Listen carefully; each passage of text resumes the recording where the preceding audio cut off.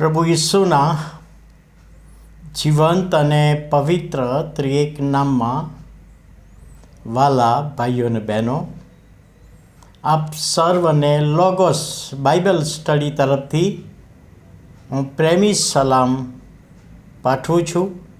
આજે 2025ના વર્ષનો 128મો દિવસ, એટલે કે 8મી મે 2025 અને ગુરુવારનો નવો દિવસ આપણા જીવનોમાં પ્રભુએ બતાવ્યો માટે પ્રભુનો ખૂબ આભાર માનીએ છીએ.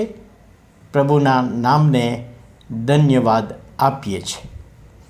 લગ્નના દિવસે દીકરીને બાપ તરફથી આપેલો પત્ર. લગ્નના દિવસે એક બાપે પોતાની દીકરીને પત્ર લખીને આપ્યો અને એના વિશે જે વાંચ્યું ત્યારે ઘણી બધી બાબતો પોતાનો બાપ પોતાની દીકરીને લગ્ન સમયે શિખામણ આપી શકે છે. અને એમાં કહે છે કે તારો જન્મ થયા પહેલાં અમે બંને, તારા મમ્મી અને તારા પપ્પા તરીકે અમે બંને નોકરી કરતા હતા. 8થી સાંજના 6 વાગ્યા સુધી અમે નોકરી પર હોઈએ. દાદા દાદી તને રાખતા હતા અને રાત્રે પતિ તરીકેના અધિકારથી તારા મમ્મીએ કદી મને વંચિત રાખ્યો નથી, જેથી તારો જન્મ થયો. તારા શરીર પર બાઇબલ કહે છે, 1 કોરિન્થી 7મો અધ્યાય 4થી કલમ, પતિના શરીર પર પત્નીનો અધિકાર અને પત્નીના શરીર પર પતિનો અધિકાર છે. અને એ બાબત સમજાવતા બાપ લખે છે કે જ્યારે તારા જન્મના દિવસથી 24 વર્ષ સુધી તું અમારા ઘરમાં રહી, આજે તારા લગ્નના દિવસે હવે તારી પાછળથી મારું નામ નીકળી જશે અને તારા પતિનું નામ આવી જશે, તો એ સ્વીકારી લેજે. જે ઘરમાં તું ઉછરી છે, જે વાતાવરણમાં તું ઉછરી છે, એ વાતાવરણ હવે તારી સાસરીમાં બદલાઈ જશે. તારા પતિના ઘરને પોતાનું ઘર માનીને રહેજે અને સ્વીકારજે. યાદ છે જ્યારે તું ભણતી હતી કોલેજમાં અને તું ફી માગતી હતી, ત્યારે તારા મમ્મી મને પૈસા આપતા હતા કે તમે દીકરીને આપો, અને એ રીતે મારું માન તેણે સાચવ્યું. તો તું તારા પતિનું માન સાચવજે.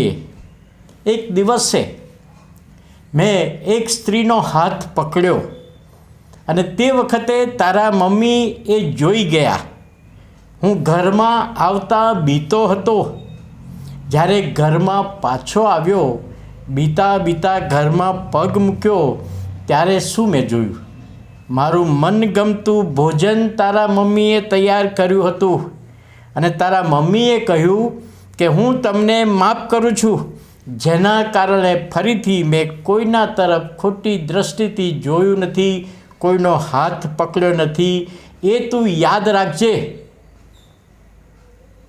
એક બાપ તરીકે વિનંતી કરું છું કે આ પત્ર વાંચ્યા પછી કદાચ તું આ પત્ર ફાડી પણ નાખીશ, પણ પત્રમાં લખેલી બાબતો તું તારા લગ્ન જીવનમાં જો યાદ રાખીશ તો તારું લગ્ન જીવન આશીર્વાદિત બનશે.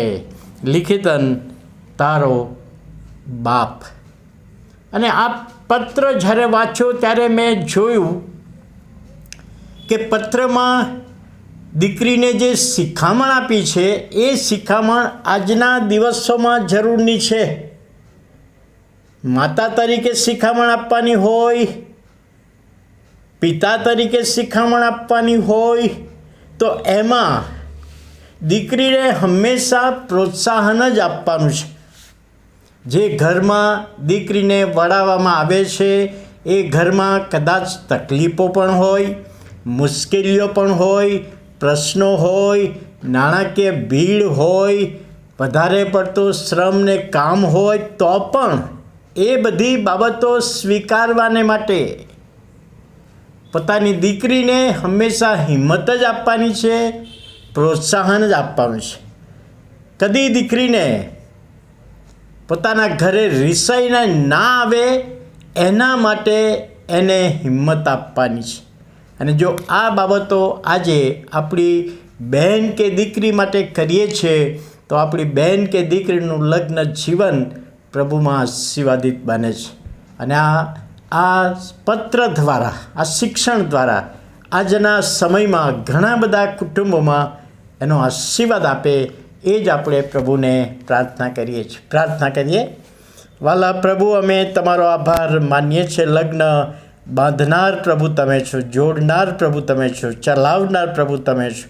ત્યારે પ્રભુ, અમે આજની દીકરીઓને માટે સહાય માગીએ છીએ. પોતાનું ઘર પોતાના પતિનું ઘર કરીને રહી શકે એવી કૃપા આપો, સહન શક્તિ આપો, દોરવણી આપો. ઈસુ અમારા પ્રભુના પવિત્ર નામમાં સાંભળો અને માન્ય કરો. આમેન.